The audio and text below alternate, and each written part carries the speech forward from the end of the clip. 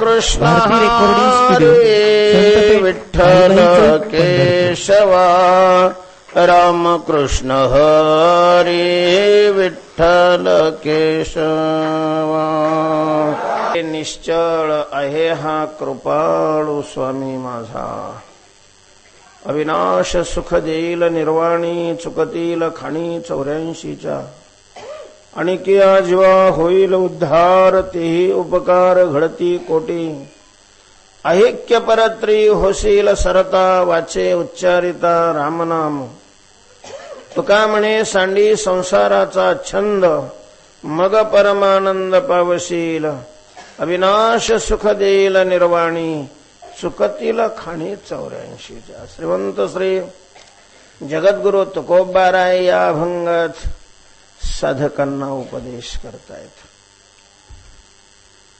मागचा अभंगही उपदेशपर आहे, हा अभंगही उपदेशपर आहे आणि मागच्या अभंगाचा या अभंगाचा थोडासा संबंधही आहे असं वाटतंय।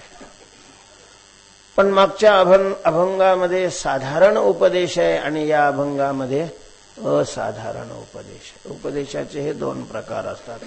यच्च यावत मानव मात्रा करता जो उपदेश केला जातो त्याला साधारण उपदेश म्हटलं जातं आणि मानवामध्ये असलेल्या ठराविक विशिष्ट वर्गाकरता जो उपदेश केलेला असतो त्याला असाधारण उपदेश म्हणतात। तर ऐके रे जना तुझ्या सोहिताच्या खुणा या अभंगातला उपदेश हा यच्च यावत मानव मात्रा करताय। जनत्व ही जाती जिथं जिथं आहे त्या सगळ्यांना तुकोबाराय म्हणतात की तुझ्या सोहिताच्या खुणा मी काय करतो सांगतो, तो ऐक। आणि या अभंगामध्ये उपदेश आहे पण तो सगळ्या करता आहे असं नाही, हा विशिष्ट वर्गाकरता। कोणाकरता आहे हा उपदेश? या अभंगामध्ये तुकोबाराय जो उपदेश करतात त्याचा अधिकारी कोण आहे, कोणाला सांगतात तुकोबाराय? तर ऐके रे जना या अभंगामध्ये तुकोबारायांनी जाहीर रीतीनं सगळ्यांना यच्च यावत मानव मात्राला भगवंताचं नामस्मरण करण्याचा उपदेश केला। पंढरीचा राणा मना माझी स्मरावा, मना माझी पंढरीचा राणा स्मरावा, त्यांनी तुझं हित होईल। जर अशा प्रकारचं साधन केलं तर कुठून बंधन राहणार आहे वगैरे वगैरे सगळं त्या अभंगामध्ये सांगितलं। तुकोबारायांच्या या उपदेशाला अनुसरून काही साधक मंडळी त्या साधनेला लागलेले आहेत, साधनावर आरूढ झालेले आहेत। अर्थात भगवंताच्या नामाचा जप, घोष, चिंतन, स्मरण करू लागलेले, भक्तीला लागलेले आहेत। आता काय असतं, ज्या वेळेला साधन सांगितलं जातं त्यावेळेला या साधनाने हे फल मिळेल असं सांगितलं जातं। त्या रस्त्यावर पाट्या असतात, रस्त्यामध्ये 2 प्रकार असतात, काही केंद्राचे रस्ते आहेत आणि काही राज्यांचे रस्ते आहेत। नॅशनल हायवे आणि स्टेट हायवे अशा प्रकारचं म्हटलं जातं। आणि मग काही जिल्ह्यातले रस्ते असतात, काही तालुक्यातले असतात, काही गावातले असतात, रस्त्यामध्ये विभाग असतो। मग ज्या वेळेला नॅशनल हायवे असतो 1 number 2 number 3 number 4 number 5 number, तर त्या रस्त्याने आपण चाललो की तिथं पाटी लावलेली असते, कलकत्ता। म्हणजे हा रस्ता कुठे चाललेला आहे? कलकत्त्याला चाललेला आहे। अर्थात शेवट जिथं तो रस्ता संपणार तिथलं नाव असतं। सुरुवात जिथून आहे तिथंच जिथं जाणार तिथला काय लावलेला असतो? बोर्ड लावलेला असतो। आता ते अलीकडे त्या रस्त्यावर किलोमीटर लिहिलेलं असतं म्हणून बरं राहतं। तिथं समजा किलोमीटर लिहिलेलं नाही, तिथंही बोर्ड लावतो की हा रस्ता कलकत्त्याला जाणार, आग्र्याला जाणार, दिल्लीला जाणार, मुंबईला जाणार। आणि मग ज्याला मुंबईला जायचंय तो वाचतो, अरे हा रस्ता तर मुंबईला जाणार आहे, काही अडचण नाहीये म्हणून रस्ता चालतो। 2-2.5 तास चालतो पण मुंबई काही येत नाही। आणि मग त्याच्या मनामध्ये थोडीशी घबराट निर्माण होते किंवा पाटी तर लावलेली आहे मुंबईची, एवढा आपण चाललो, अजून काही मुंबईचं नाव निशाण आहे अशा प्रकारचं दिसायला गेलंय, काहीच दिसायला गेलंय ना। आता ही मुंबई कधी येणार आहे, नक्की येईल का? पण कधी येणार नक्की येईल का, कधी येणार नक्की येईल का. तसं परमार्थिक साधनामध्येही साधन ज्या वेळेला दाखवलं जातं त्यावेळेला साधनाचं फलही सांगितलं जातं. मग काही चेहरे बंधन तस्य करील कळी काळ, बंध तुटेल मायाजाळ, होतील सकळ रिद्धी सिद्धी म्हणे आर्या. अवांतर प्रयोजन परम प्रयोजन दोन्ही फल सांगितलेली असतात. आणि त्या फलाकडे पाहून माणसं साधनेला सुरुवात करतात, नाहीतरी फलाकरताच साधना असते. त्यामुळे फल पाहिल्याशिवाय साधनेमध्ये कोण प्रवृत्त होतं. फल पाहिलं की माणसं साधनेमध्ये प्रवृत्त होतात. आणि मग साधन काही केल्यानंतर जर फलाची अनुभूती येऊ नाही लागली तर मग थोडस मानसिक गोंधळ होतो त्यांच्या. माणसामध्ये काही माणसं उतावळे असतात, उतावळे. आपल्याकडे म्हण आहे उतावळा नवरा गुडघ्याला बासे. उतावळा या शब्दाचा अर्थ त्याला असं झटकीपट, झट मंगनीन पटव्या. साधनाला लागलं की लगेच काय मिळायला पाहिजे, फल मिळायला पाहिजे, अशी अपेक्षा करणारी ही माणसं समाजामध्ये कमी नसतात. साधना करण्यामध्ये त्यांचा काही हे नसतो. जसं कसं करायचं असेल तसं सांगा साधन करायचं. त्यांना जर सांगितलं की बाबा तुला 3 दिवस बारीला उभं राहावं लागलं आणि खाली सुद्धा बसता येणार नाही, पाणी पिता येणार नाही, तो खाली बसणार नाही आणि पाणी पिणार नाही, पण त्याला दर्शनाचं फल लगेच अपेक्षित राहतं. पटदिशी फल लागतं. आणि परमार्थामध्ये साधनेला फल मिळत असलं हे जरी खरं असलं तरी लगे असे काल सुरुवात केली ना आज लगेच पोहोचला असं काही घडत नाही. ही फार लांबची अशा प्रकारची वाटचाल आहे, फार लांबची. एका दिवसात नाही, एका महिन्यात नाही, एका वर्षात नाही, एका जन्मात वाटचाल करूनही ही पुरी होईल की नाही याची शाश्वती सांगता येत नाही. मोठ्या मोठ्याने म्हटलेलं आहे बहुनाम, बहुनाम जन्मनाम. म्हणजे असं निश्चित नाही सांगितलं की 2 जन्म 3 जन्म 5 जन्म 10 जन्म. बहु संस्कृतमध्ये वचनाचे 3 प्रकार मांडलेले आहेत, एक वचन, द्विवचन आणि बहुवचन. मराठीमध्ये तर 2च वचन आहेत, एक वचन आणि अनेक वचन. एक आंबा असला तर आपण आंबा म्हणतो, आणि एकापेक्षा जास्त 2 जरी आले तरी आंबा नाही म्हणत, मग आंबे. मग 2000 असले तरी आंबे, 2 लाख असले तरी आंबे, 2 कोटी असले तरी आंबे. त्यामुळं आंबे आणा असं जर म्हटलं तर नेमकं किती हे नाही सांगता येत. कारण 2 पासून पुढे जेवढ्याही आकडे आहेत त्या सगळ्याला काय शब्द येतो, आंबे. तसं बहुनाम, बहुशब्दाचं बहुवचन केलेलं आहे. पुष्कळ, अनेक. मग अनेक म्हणजे नेमके नाही सांगता येणार. ज्याचा त्याचा अधिकार, ज्याची त्याची साधन करण्याची क्षमता, संगती, ह्या सगळ्या बाबीचा विचार करून त्याचा त्याचा कालावधी निश्चित होतो. त्यामुळं असं निश्चित नाही सांगता येत की इतक्याच दिवसांनी ते फल मिळेल. फल मिळेल नक्की. साधन जर करत राहिला तर निश्चित काय मिळेल, फल मिळेल. त्याच्याबद्दल वाद नाहीये. पण नक्की कधी मिळेल हे कोणीच नाही सांगू शकत. असं म्हणतात ते नारद महर्षी चालले होते वैकुंठाकडे, आपल्या आपल्या मस्तीत चालले होते. गळ्यामध्ये विणा होता, हातामध्ये चिपळ्या होत्या, आणि नामस्मरण म्हणजे जंगलातून जात असताना ते नामस्मरणच करत होते. असं काही नव्हतं की पुण्यातून चालल्यावरच उड्या मारत होते.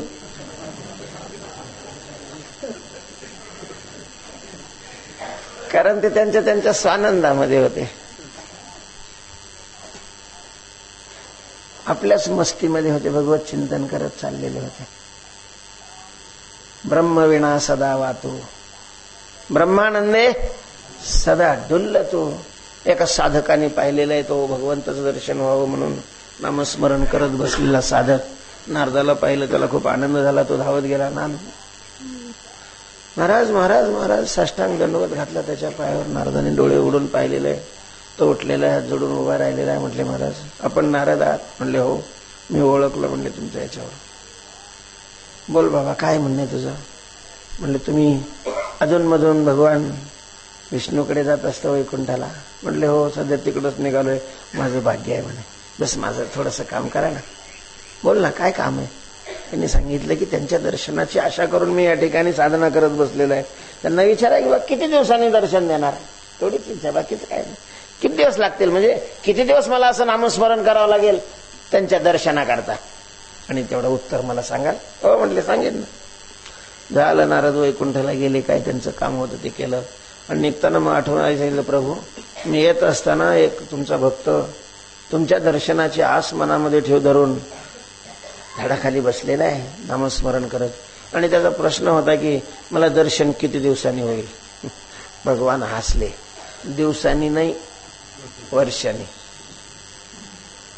हा ठीक आहे वर्षाने करा, कारण वर्ष तरी कशाचं असतं? दिवसाचंच असतं ना. किती वर्षांनी होईल? त्यांनी सांगितलं की त्याला म्हणावं तुझ्या झाडाखाली बसलेला आहे त्या झाडाला जेवढी पानं आहेत तेवढ्या वर्षांनी. नारदाने आठवलं की हा कोणत्या झाडाखाली बसला होता? पिंपळाच्या का वडाच्या? नारदाला दिसलं ते चिंचाच्या झाडाखाली बसलं. नारदाला वाटलं आता हे जर आपण त्याला सांगितलं तर दगडच मारेल. जंगलातलं मोठं वाटलेलं झाड, ते चिंचाचं झाड, त्या चिंचाच्या एका याला कितीतरी पानं असतात आणि तेवढे वर्ष झाल्यावर दर्शन होत असेल तर तो नादच सोडून देईल या विष्णूचा. इतक्या लांब फल मिळालं कोण रे काम आहे बरं एवढं? बघू म्हणजे मग नंतर पाहू आता इथं चालले त्याला बाकीची कामं करून घेऊ. नारदाला वाटलं काय करावं आता? सांगावं का नाही सांगावं? नाही सांगावं तर आपण शब्द दिलेला आहे मी तुला परत येऊन सांगतो म्हणून. सांगावं तर अशा प्रकारचं सांगितलं तर त्याची साधनेवरची श्रद्धा काय होऊन जाईल?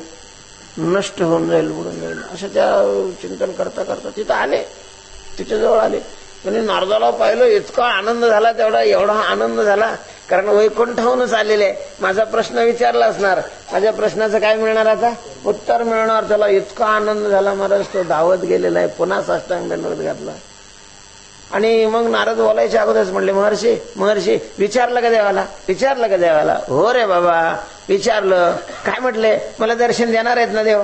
हो तुला दर्शन देणार आहेत. आपल्याला दर्शन देव देणार आहे असं ऐकल्यानंतर त्याचा जो आनंद वाढला तो आनंदाने पागल झाल्यासारखा नुसताच नाचायला लागला. मला दर्शन होणार, मला दर्शन होणार, मला दर्शन होणार.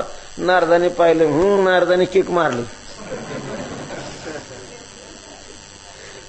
पुढचं सांगायला कशाला विनाकारण? दर्शन होणार आहे चला बाबा.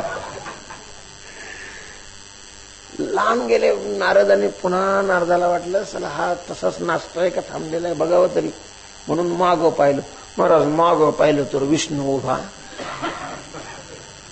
आणि त्यांनी त्याच्या डोक्यावर हातात पायावर मस्तक ठेवलेलं आहे. प्रभूंनी त्याच्या डोक्यावर हात ठेवलेला आहे. नारदाने गाडी परत फिरवली. वा नारद देवाजवळ आले आणि मग आता काय न यावा तो काही सारा खोटे. मग देखो नाही खोटा व्यवहार पाहिल्यानंतर मोठा बी माणूस असला तरी राग नाही येत का माणसाला? आता काही वेळेला बोलता येत नाही तरी पण राग तर येतोच ना. आता नारद सारख्याला काही घ्यायचं नसल्यामुळं मग ज्याला काही घ्यायचं नाही ते बोलतात बी. आता ज्याला काही घ्यायचं असतं त्याला गपचीप बसावं लागतं. ज्याला काही घ्यायचं नाही ते कायला सहन करतील? नारदाला पाहिलं. या नारदा काय या नारदा.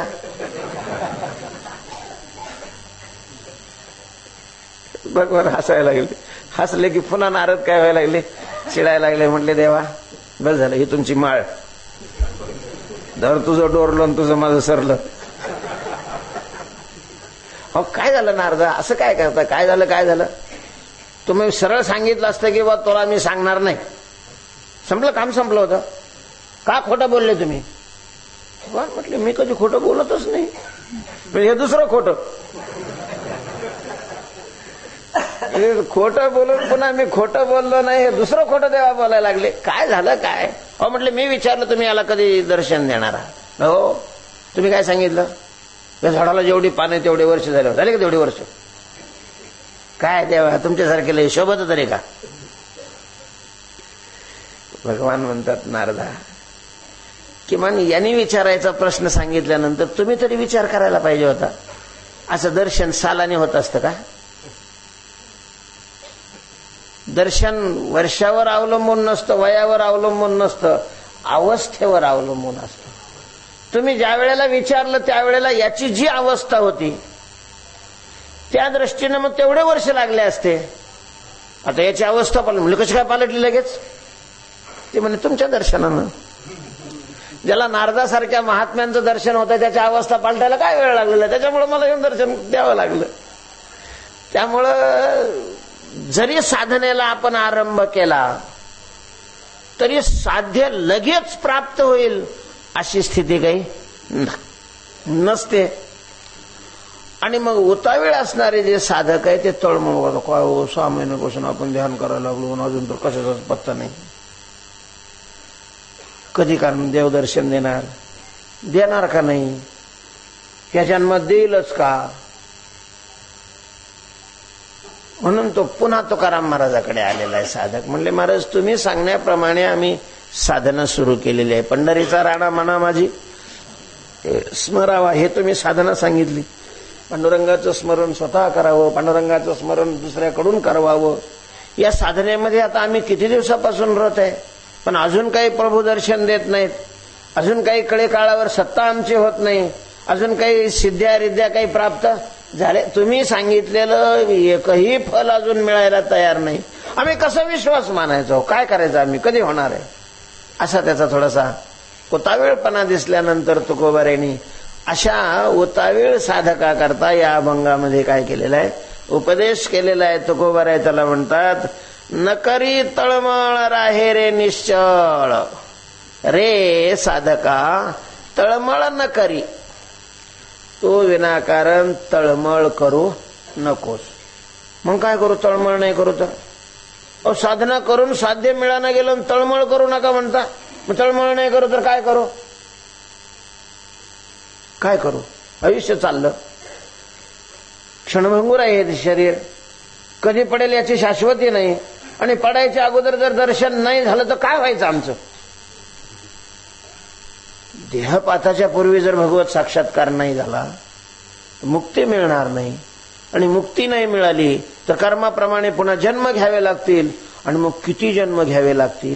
किती वेळेला गर्भामध्ये जावं लागेल?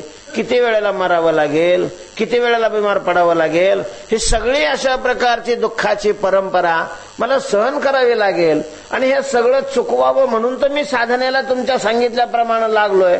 आणि तुम्ही म्हणता तळमळ करू नका. कशी काय तळमळ करू नका? नाही तळमळ करू तर काय करू?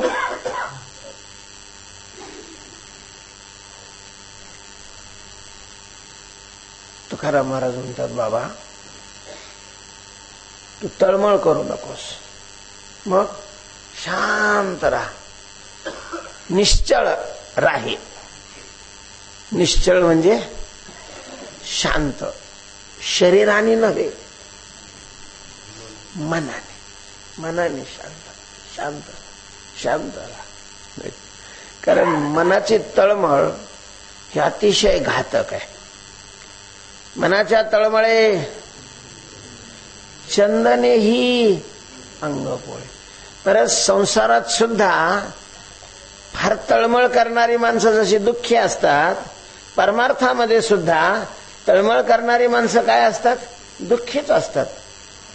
तुकोबाराय म्हणतात, तू अशा साधनेवर आरूढ झालेला आहेस की जी साधना वेदशास्त्र विहित आहे. कारण सकळ शास्त्राचे हे सार, वेदाचे गव्हार, पाहता विचार हाची करीती पुराणे. जे साधन वेदाने त्याच्यावर शिक्का मारलेला आहे, शास्त्राने निवडून अशा प्रकारचं मान्यता दिलेली आहे आणि पुराणांनी सुद्धा त्याला अनुमती दिलेली आहे. असं वेद शास्त्र पुराणांनी अनुमोदित असलेलं हे साधन आहे. आणि सगळ्यात महत्वाचं, या साधनाचा अनेक महात्म्याने अनुभव घेतलेला आहे. असं अनुभवाने युक्त हे साधन आहे. त्यामुळं ह्या साधनाने फल मिळेल की नाही अशा प्रकारची शंका मनात आणण्याचं काही कारणच नाहीये. निश्चित अशा प्रकारचं फल मिळणार आहे.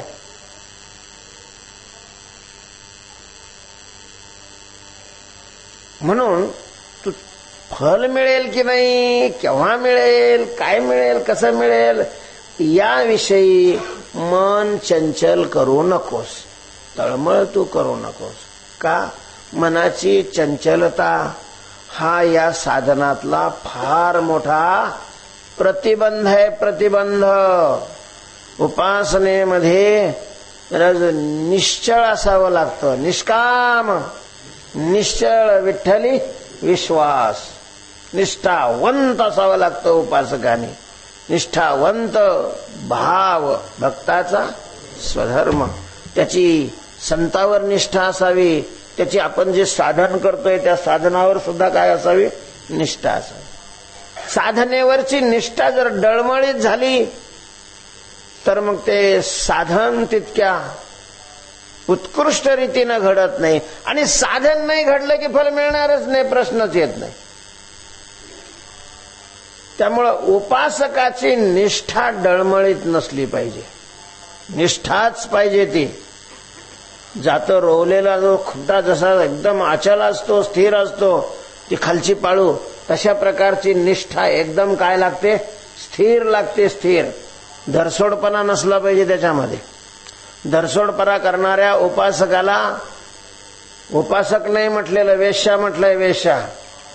ऐसा अखंड भजन करी उगानो एक क्षणभरी, अघवेन गावद्वारी आहे व जैसे आहे व जैसे. उपासनेमध्ये निष्ठा अति आवश्यक आहे. ज्यांनी उपासना ग्रंथ लिहिलेले आहेत, उपासना या साधनेचा उपदेश केलेला आहे, त्यांनी उपासना सांगत असताना निष्ठेलाही बरोबर जोड दिलेले आहे. त्यामुळं त्याची वारकऱ्याची निष्ठा वारकऱ्याच्या साधनावर आणि पांडुरंगावर असणं नितांत गरजेचं आहे.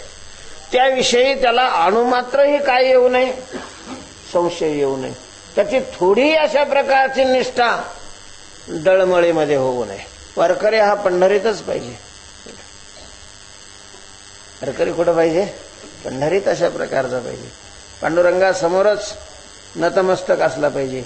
वारकऱ्याची जी साधना आहे, नामस्मरण, कथा, कीर्तन, त्या कथा कीर्तनामध्येच त्यांनी स्वतःला वाहून घेतलं पाहिजे. जर तो उपासक असेल, वारकरी असेल तर त्याच्यामध्ये डळमळीतपणा असणं काम आलंय. म्हणून जरी फल मिळत नसलं तरी तो तळमळ नको करू. न करी रे तळमळ. तळमळ म्हणजे चित्ताचं चांचल्य. आणि साधनेमध्ये चित्ताचं चांचल्य हे घातक आहे. जी साधना करायची आहे ती साधना चित्त स्थिर ठेवून करावी लागते. एकदा आपण साधन निवडलंय आणि त्या साधनेला स्वतःला काय घेतलं, वाहून घेतलं, मग त्याच्याविषयी कुठलाच विचार करू नये. मग त्यांनी कल्याण होईल नाही तर वाटळं होईल. जे व्हायचं असेल ते होईल.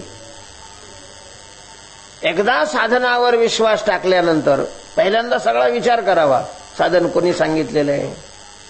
साधन सांगणारे संत आहेत का एखाद्या भोप्याने मध्येच उठला आणि त्याने निर्माण केलेलं आहे? हे साधना करून कोणी पूर्णत्वाला प्राप्त झालेले आहे का? त्यांचे म्हणजे पहिल्यांदा हा सगळा काय करावा, विचार करावा. आणि सगळा विचार करून एकदा साधन निवडलं, एकदा ते अंगीकारलं, स्वीकारलं की मग त्याच्यामध्ये काय नाही पाहिजे, डळमळीत माना नाही पाहिजे. होऊ जीवाने दावा.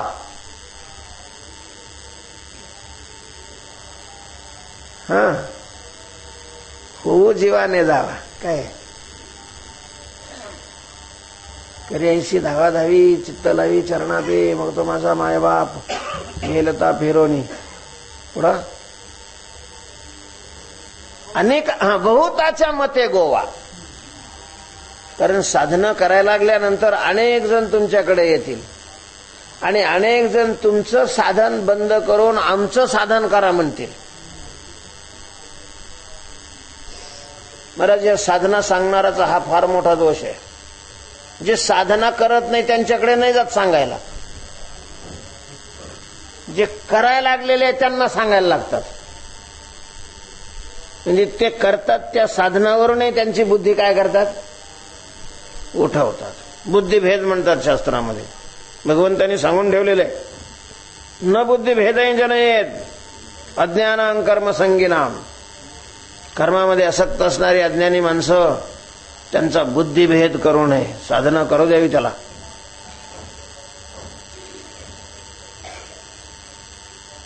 असे अनेक जण येतील, सांगतील तुम्हाला. तर त्याच्या म्हणण्यामुळं आपल्या चित्तामध्ये विचलितपणा येऊ देऊ नये. चंचळ चित्ताशी ठेवण्या ठाई संताची हे पायी. महाराज म्हणून अनेक ठिकाणी असं सांगितलेलं आहे. खरं तर असं आहे की पुन्हा दुसऱ्याचं ऐकूही नाही. ज्या साधनावर आपण आरूढ झालो त्या साधनाच्या व्यतिरिक्त दुसरं साधन प्रतिपादन करणाराचं ऐकू सुद्धा नाही.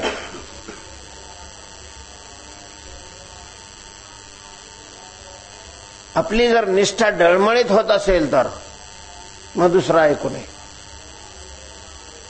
शब्दही कानावर पडू देऊ नयेत ते. तेव्हा मनाला विचलित होऊ देऊ नये, मन चंचल होऊ देऊ नये. मन चंचल कशाही कारणामुळे झालं तरी ते साधनेला प्रतिरोध करतं, प्रतिबंध अशा प्रकारचं निर्माण करतं. म्हणून तुकोबाराय म्हणतात की न करी तळमळ, तू तळमळ करू नको.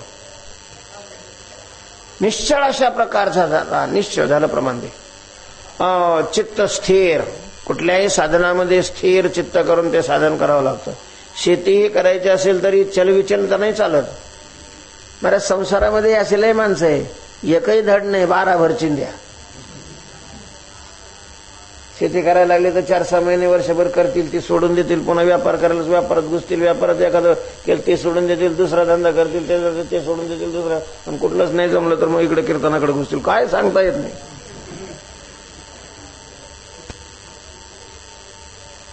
चंचलपणा कामाचा नाही. साधनामध्ये वृत्ती कशी लागते, स्थिर लागते.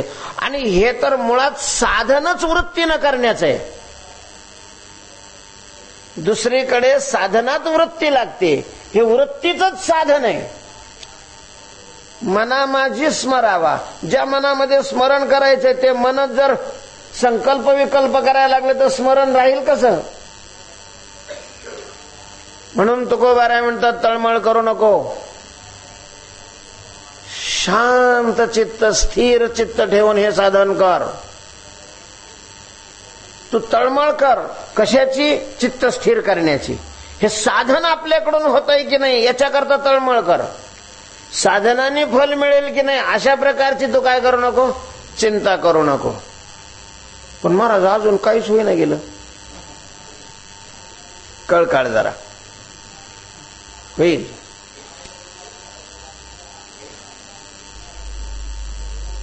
कुठल्या आधारावर तुम्ही सांगता की निश्चळ राहा, तळमळ करू नका? त्याचं कारण तुकोबाराय सांगतात की आहे हा कृपाळ स्वामी माझा, ज्याची तू भक्ती करतोयस, ज्याचं तू नामस्मरण करू लागलेलं आहेस, ज्याचं तुला आम्ही ध्यान करायचं सांगितलेलं आहे, तो माझाही स्वामी आहे. तुकोबाराय पांडुरंगाला काय म्हणतात? माझा स्वामी म्हणतात. माझा स्वामी, माझा स्वामी, माझा मालक आहे. माझा आराध्य अशा प्रकारचा आहे. तो माझा आहे. खरंच हे शब्दच आता ऐकायला मिळत नाही. माझेपणाच माणसाच्या चित्तातून नष्ट झालाय. माणसं कोणालाच माझा म्हणायला तयार नाही.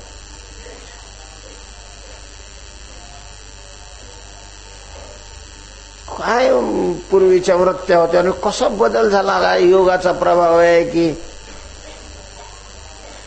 या आहाराचा प्रभाव आहे की या स्वातंत्र्याचा प्रभाव आहे, काही कळानं गेलं.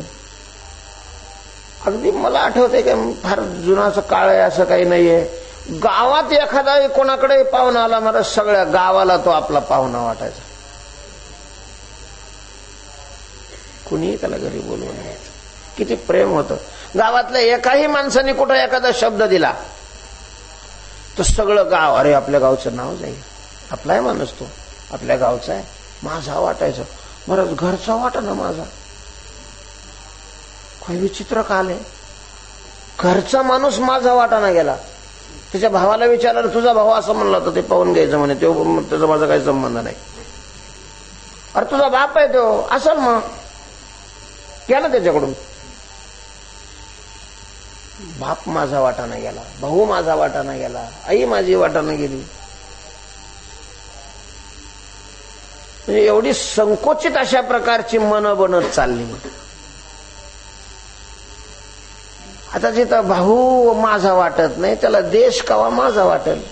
भारत माझा देश आहे, चांगला आहे. मेरा भारत महान. अरे ज्या वृत्त्या भारतीयांच्या कधी होतील व्हाव्या. राष्ट्राभिमानी समाज निर्माण व्हावा. आज असे आपल्याला जर फायदा होत असेल तर काहीही देशाचं विकायला कोणी तयार आहे.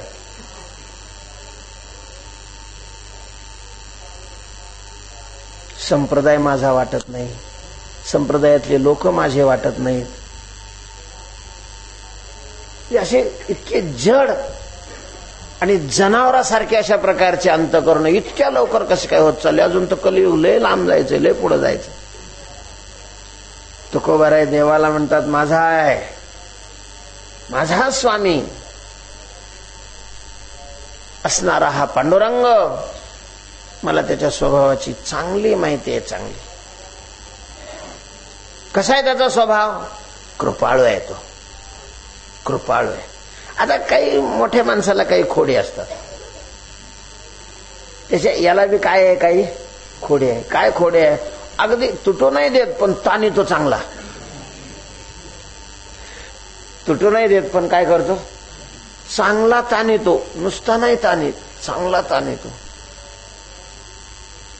आता आपलं तर कधी त्याचा रामराम झालेलाच नसतो. फक्त आपण त्याला आपला मानतो. त्यांनी आपल्याला मानलंय की नाही मानलेलं हे बी त्यांनी काय केलेलं नाही, सांगितलेलं नाही. पण ज्या नामदेवरायाचं लहानपणापासून सगळं त्याने केलं. नामदेवरायाचं शिक्षण कोणाकडे झालं माहितीये? पांडुरंगाकडे. अबकड हे उजळणी बाराखडी पांडुरंगाने नामदेवरायाला शिकवली. सगळी पुराण शास्त्र देवाकडून शिकले. लहानपणापासून एवढा नामदेवरायाचा लळा की जेवायला नामदेवराय बरोबर नसले तर पांडुरंगाला करमत नसे. रुक्मिणीला वाटायचं आई साहेबांना की बाई तिकडची सगळी मारून टाकली, ह्या पोराच्या काय नादी लागलं कोणाच ठेवली. आता द्वारकेतले सगळे सगळे वाटोळं गेलं त्यांचं सगळ्यांचं. तिथं मोह नाही याला आडवा आला नाही. हिथं या नामदेवाचा एवढा मोह. महाराज लग्न देवाने जमवलं, लग्न जमवायला गेली. आता देव त्याच्या थाटात देवाचं तर सगळं ऐश्वर. ते देवाचं ऐश्वर पाहिल्यानंतर त्या पाहुण्याने विचारलं की बा तुम्ही वराचे कुणी आहे का? नाही म्हणले, नौकर. आमच्या मालकाचं पोरग तुमचं नौकर आहे मी. परत त्यांनी काहीच पाहिलं नाही ना. घर येऊन पाहिलं नाही, शेती पाहिली नाही, इस्टेट पाहिली नाही, काही नाही. त्यांनी आपलं अनुमान केलं. ज्याचा नौकर असा त्याचा मालक कसा, ज्याचा नौकर असा त्याचा मालक कसा. लग्न नामदेव सगळं सगळं अशा प्रकारचं नामदेवरायाचं भगवंताने केलं. त्या नामदेवरायांचं दिल्लीमध्ये कीर्तन चालू. आता नामदेवरायांची रसाळ वाणी, ती वाणी ऐकून सगळे दिल्लीवासी बाहेरून गेलेले. बरं हिंदूच येत होते कीर्तनाला असं नाही. मुसलमान, ख्रिश्चन सगळं असे ओस पडायचे दिल्ली सगळे कीर्तनाच्या वेळेला नामदेवरायाच्या कीर्तनाला. राजा घाबरला महाराज, राजा घाबर. आता नामदेवरायचं त्या राज्याचं त्या राजाशी काही संबंध आहे त्या गादीशी, पण गादीवाले घाबरतातच महाराज. गादीवाले घाबरतातच. दुसऱ्याला मानायला लागलं की त्यांना वाटतं आमची गादी सरकती का काय, कोणास ठेवक घाबरतातच. एखादा तपश्चर्या करायला लागला का इंद्र काय होतो, घाबरतो. आता ज्यांनी सगळ्या विषयाला विषाप्रमाणे मानलेलं आहे तो हे इंद्राच्या पदाला कशाला स्वीकारेल. हे त्याचं झालं, त्याला तसं वाटतच, तो घाबरतो. राजा घाबरला. त्याला वाटलं सालं हे असं कीर्तनाच्या नावाने सगळ्या लोकांची मन जिंकून आपल्या विरोधात भडकून तो नाही देणार. सगळ्याला आपल्या विरोधात भडकितोय. बरंच तो राजा कीर्तनात झाला ना. गाय आणली, सत्ता आहे. बरं गाईचं मुंडकं छाडलं आणि त्याला सांगितलं तू देवाचा भक्त आहे, देव तुझं ऐकतो ना, गायला जिवंत कर. बोल कधी करतो जिवंत. एकदम अकस्मात झाला नाही. अगोदर झाला असता, विचार केला असता तर तो प्रश्न नव्हता. नामदेवरायने अगोदरच देवाला बोलवून ठेवलं असतं. हे सगळंच अकस्मात घडलं. नामदेवरायच्या तोंडातून सहज निघून गेलं. 3 दिवसात उठवतो. ठीक आहे म्हणले. 3 दिवस झाले. 4थ्या दिवसाचा पहिल्या क्षणाला तुझी गर्दन बाजूला होईल जर गाय नाही उठली तर. आता नामदेवरायला गर्दनीचा प्रश्न नव्हता, पण भगवंताच्या अस्तित्वाचा प्रश्न आहे, भक्तीचा प्रश्न आहे. आणि महाराज अक्षरशः 3-3 दिवसाच्या शेवटच्या क्षणापर्यंत हा आलाच नाही. नामदेवरायला पहिल्यांदा काय वाटलं नाही, कारण नाव घेतल्याबरोबर पुढे उभा राहत होता ना. आणि मग तो जगाचा चालक आहे, त्याला गाय उठवणं काय अवघड आहे. 12 वर्षाच्या पूर्वी मेलेला गुरुचा पोरगा ज्याने आणला त्याला गाय उठवणं त्याच्याकरता काय आहे. अशक्य ते तुम्हा नव्हे नारायणा निर्जीवा चेतना आणावया. पहिला दिवस झाला. 2ऱ्या दिवशी सुद्धा नाही आला तेव्हा नामदेवरायचं सुद्धा काम वृत्ती चंचल व्हायला लागली. आता समजा हा नाहीच आला तर काय करायचं. मग 3रा दिवस संपत आला. हे सगळे लोक पाहायला आलेले. नामदेवरायचे अत्यंत व्याकुल झाले. अति करुण होऊन नामदेवरायांनी हाका मारायला सुरुवात केलेली आहे.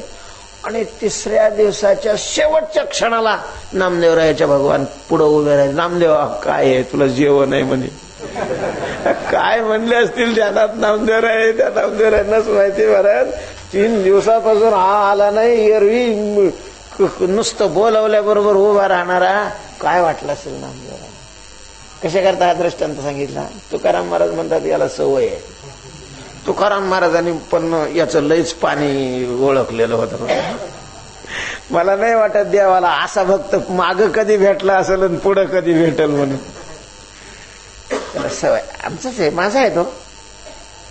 कृपाळू आहे. त्याच्या कृपेमध्ये काय नाही, कमतरता नाही, उणीव अशा प्रकारची नाही, दोष सुद्धा नाही आहे. फक्त त्याला खोड आहे, जरा ताणीतो. आणि ते ताणणं आवश्यकही आहे. कितीही भूक लागलेली आहे. ताट वाढलं, भाजी तयार झाली होती, भाजी वाढली, ते म्हणे आत्ता भाकर टाकते. आता बाईला माहिती भाकर टाकायला किती वेळ लागणार आहे. पण ज्याला भूक लागलेली आहे त्याला टोपल्यातली भाकर ताटात येऊस तर सुद्धा काय नसतो, दम नसतो. त्याला तो वेळ सुद्धा जास्त होतो. आणि हे टाकायचं, तिनं तवा ठेवला, गॅस पेटवला, पीठ घेतलं, मळलं, टाकणं लवकर ते तवावर भाकर. थांबा ना, काय थांबा, मला कायला बसवलं, यायला भाजी वाढली. त्यानं कितीही घ्यांग केलं तरी तवा तापल्याशिवाय बाईला भाकर त्याच्यावर टाकता येत नाही. कारण त्याच्याशिवाय ती भाजणार नाही ना. तशी अवस्था जोपर्यंत तयार होत नाही मनाची, तोपर्यंत परमात्मा भेट देत नाही. बाहेरून किती काही कामं करेल, प्रत्यक्ष अशा प्रकारचं साक्षात दर्शन द्यायचं असेल तर त्याच्याशिवाय ते घडत नाही. आणि मग त्या मधल्या कालामध्ये महाराज मग काही कमी ताण होतो का. संसारातलं सगळे आधार तोडायचे, सोडायचे. आपलं कसं राहतं, आपण एवढे निश्चळ का आहे, आपण निश्चळ का आहे याचं कारण आहे आपण हिकडला आधार अजून सोडलेलाच नाही. हिकडला सापडल्यावर मग बघू तिकडचा सोडायचा का तोच वाढवायचा. ते हिकडला सोडलेला नाही ना. आता ज्या साधकाने हिकडचे सगळेच दोर काय केलेले आहेत, तोडलेले आहेत. आणि तिकडचाही दोर जोपर्यंत जाम होत नाही तोपर्यंत मधल्या स्थितीमध्ये मानसिक स्थिती कशी होत असेल. म्हणून तुकोबाराय म्हणतात तू काळजीच नको करू. महाराज ही संतांची आश्वासनं, या आश्वासनाच्याच जोरावर बळावर साधक आपल्या जीवनाची वाटचाल करत असतो. तुकोबाराय म्हणतात काळजी नको करू, माझा स्वामी कृपाळू आहे. आणि तो अशा प्रकारचं जर साधन तो केलं, जे जे असे साधन करतील त्यांना अविनाश सुख देईल निर्वाणी. सामान्य सुख नाही देणार, अविनाशी सुख देईल. अविनाश अविनाश करी आपली आईचे, लावी मना पिसे गोविंदाचे. अविनाशी सुख देईल, अविनाशी. पण कधी? शेवटी. कोणाच्या शेवटी? अविनाश सुख देईल निर्वाणी. निर्वाणी शब्दाचा अर्थ आहे शेवटी. शेवटी अविनाशी सुख देईल, पण कोणाच्या शेवटी अविनाशी सुख देईल? तरी म्हणजे आमच्या शेवटी अर्थात देहाच्या शेवटी, मृत्यूच्या वेळेला. मग साधनेच्या शेवटी, देहाच्या शेवटी नाही. शेवट तो भला माझा बहु गोड झाला, याचा अर्थ मरण माझं गोड झालं असं नाही. शेवट म्हणजे साधनेचा शेवट काय झाला? गोड झाला. साधनेच्या शेवटी ज्या वेळेला तुझी साधना परिपूर्ण होईल, चिंतनाची, भजनाची, भक्तीची साधना ज्या वेळेला परिपूर्ण होईल, त्यावेळेला त्याच्या शेवटी त्याचं फल म्हणून तुला हा जे देईल ते सुख देईल. आणि ते हे कोणतं सुख असेल? अविनाशी सुख देईल. अविनाशी सुख परमात्मा आहे. ब्रह्मसुख हे अविनाशी सुख आहे. आणि ते सुख देईल याचा अर्थ ब्राह्मी स्थिती अशा प्रकारची तुला प्राप्त होईल. पण मात्र तोपर्यंत तुला हे साधन करीतच राहावं लागणार आहे. तोपर्यंत काही मिळ नाही बसणार. धीर धरून, धीर तो कारण, साह्य होतो नारायण, नेदी हो सेन वाहू चिंता दासासी. तेव्हा अविनाश सुख देईल पण निर्वाणी. आणि ते सुख प्राप्त झालं की 84च्या खाणी चुकतील. साधनेचा शेवट गोड आहे. साधनेचा शेवट गोड आहे. काही साधना असे आहेत की त्यांचा आरंभही गोड नाही आणि शेवटही गोड नाही. काही साधना असे आहेत की त्याचा आरंभ गोड आहे, शेवट गोड नाही. काही साधना असे आहेत की त्याचा आरंभही गोड आहे, शेवटही गोड आहे. काही साधना असे आहे की आरंभ गोड नाही पण शेवट काय आहे? गोड आहे, गोड. काही साधना असे आहे की त्याचा आरंभही गोड नसतो, शेवटही अशा प्रकारचा गोड नसतो. मला जी निषिद्ध अशा प्रकारची साधना आहेत, हत्या, चोऱ्या, दारू पिणं, याचा आरंभ गोड का शेवट गोड? आरंभही गोड नाही आणि शेवट म्हणजे परिणामही त्याचा काय नाही, गोड नाही. दोन्ही गोड नसतं. आता विहित विषयाचं सेवन करणं, संसाराचा आरंभ गोड आहे. विषयाचं सेवन याचा आरंभ काय आहे? गोड आहे. विषयेंद्रिय संयोगात यत्तदग्रे मृतोपमम, अमृतासारखा आहे. इंद्रियाची अर्था सारिखा विषय संतोष कीर चित्ता. आरंभ गोड आहे, शेवट नाही गोड. विषयाचे सुख येथे वाटे गोड, पुढे अवघड यमदंड, शेवट गोड नाही. प्रेम युक्त जर भक्ती केली, प्रेम अंतकरणात प्रगट झाल्यानंतरची भक्ती, त्याचा आरंभही गोड आहे, शेवटही गोड आहे. पण असं प्रेम निर्माण झालेलं नाहीये आणि भक्ती करायला लागले, परमार्थाची कोणतीही साधना करायला लागलं तर मग ते गोड नाही लागत. तो काय आरंभ कडू आहे पण त्याचा शेवट गोड आहे. तुकोबाराय म्हणतात, बाबा तुला जर प्रेम निर्माण झालं असतं मनामध्ये तर तो इकडे आलाच नसतास. ज्या अर्थी तो इकडे साधना करता करता आलेला आहे त्या अर्थी तुझ्या अंतकरणात तद्विषयक प्रेम निर्माण झालेलं नाही. म्हणजे प्रेमाकरता केलेली साधना वेगळी, मोक्षाकरता केलेली साधना वेगळी. म्हणजे तेच साधन, साध्य काय ठेवायचं? वैष्णव, खास जातिवंत जे वैष्णव आहेत ते मोक्षाकरता भक्ती करतच नाही, ते प्रेमाकरता भक्ती करतात. मग त्यांना भक्तीचा आरंभही गोड आहे त्यांच्याकरता, आणि भक्तीचा शेवटही गोड आहे. बीजाने फळ हरीचे नाम, सुखाचे व्यवहारी, सुख लाभ झाला, आनंद कोंदला मागे पुढे. पण असं किती लोकांच्या जीवनामध्ये, बाकीच्या जीवनामध्ये आरंभ कडूच असतो, पण शेवट काय आहे? गोड आहे. अविनाश सुख देईल निर्वाणी, चुकतील खाणी, आणि जन्म मरणाचे हे फेरा तुला पुन्हा भोगावा लागणार नाही. 84च्या खाणी चुकतील, अर्थात तू मुक्त अशा प्रकारचं होशील. आणि हो, तू हे साधन करत राहा, स्वतः कर, दुसऱ्याकडून करून घे, त्याचा फायदा होईल. काय फायदा होईल? अनकिया जीवा होईल उद्धार. करोनी चिंतन करवी अनेका. जो स्वतः चिंतन करतो तो फार महत्वाचा नाहीये. जो स्वतः चिंतन करून अनेकाकडून चिंतन करून घेतो, फक्त चुकत आहे कुठं? चिंतना करता चिंतन पाहिजे, परमार्थ करता चिंतन पाहिजे. चिंतनाचं साध्य संसार नाही पाहिजे. केवळ भगवत प्राप्ती व्हावी आपल्यालाही आणि आपल्या बरोबर येणारालाही, असा भाव जर त्याच्या कृतीमध्ये असेल तर वैयक्तिक साधनेपेक्षा सामाजिक साधना ही अत्यंत श्रेष्ठ आहे. अपतरे त्या की कौन बराई. स्वतः तरतो त्याच्यात काय मोठेपण आहे? अनेकाला घेऊन जो तारतो, महाराज देव सुद्धा त्याला विशेष मानतोय. म्हणून आणखी जीवा उद्धार होईल.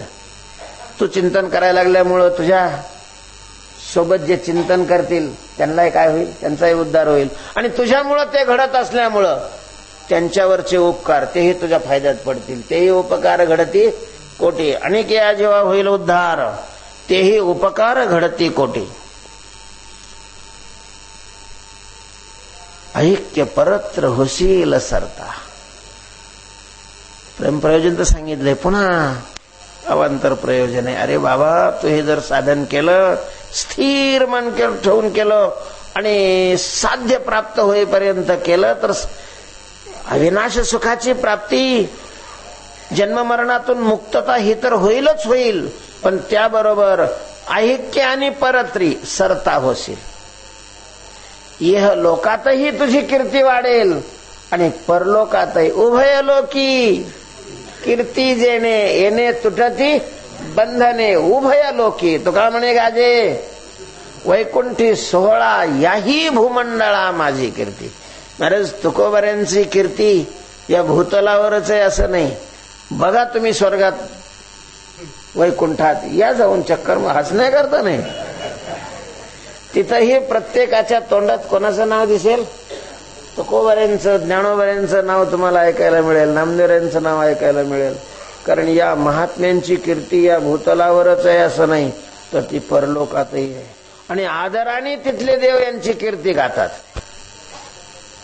वाट वैकुंठी पाहती भक्त कैपा येथे येते, तया जन्म मरण खंती सकळ करीती त्यांची आस.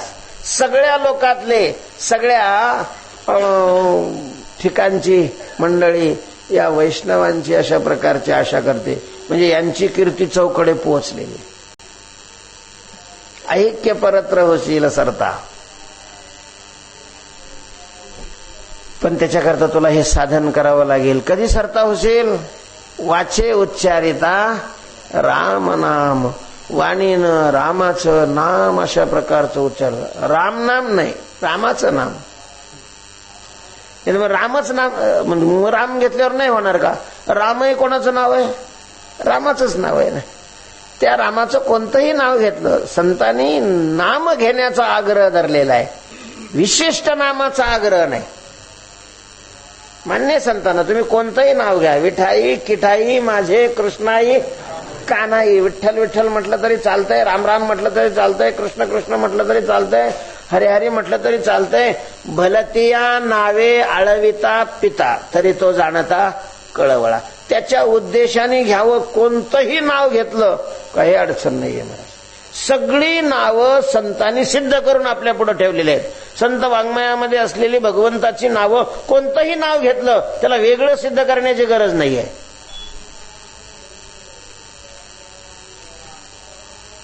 वाचे उच्चारिता राम नाम. म्हटले स्थिर होऊन करो. हा अगदी शांत होऊन स्थिर होऊन कर. पण तुम्ही तर सांगितलं की बा नाम घेतल्यानंतर सुद्धा आनंद होतो, होईल ना? मग त्याच्याकरता काय करावं लागेल? तो काय म्हणे, सांडी संसाराचा छंद, संसाराचा नाद सोडला आणि ह्यात रामनामाचा नाद धरला का मग त्याचा आनंद मिळेल. तुझा छंद इकडचा सुटत नाही आणि नुसते राम राम म्हणतो, कसा काय मेळ बसायचा? तुला जर नामस्मरणातला आनंद हवा असेल तर मग तुला संसाराचा छंद, संसार सोडायचा नाही सांगितलेला. मला संसार बाधक नाहीच आहे, बाधक छंद आहे. आणि आपण काय करतो, संसार सोडलेला असला तरी छंद नाही सोडित. तिकडं बंगला बांधताना जसा काटेकोरपणा करतो तसा इकडं मठ बांधताना काटेकोरपणा, छंद नसतो सुटलेला. काही फरक नाहीये. पोराच्या लग्नात जशी व्यवस्थितपणा पाहिजे तसा सप्त्यात व्यवस्थितपणा असा वाटतो, छंद राहतोच तोच. छंद सोड, संसारात काही अडचण नाहीये.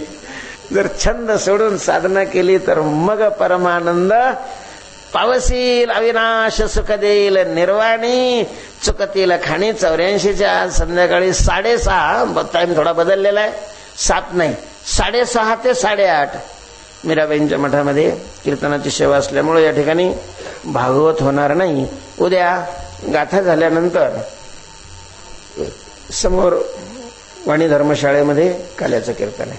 पुंडलिक वरदा हरी विठ्ठल श्री ज्ञानदेव माऊली ज्ञानेश्वर महाराज की जय.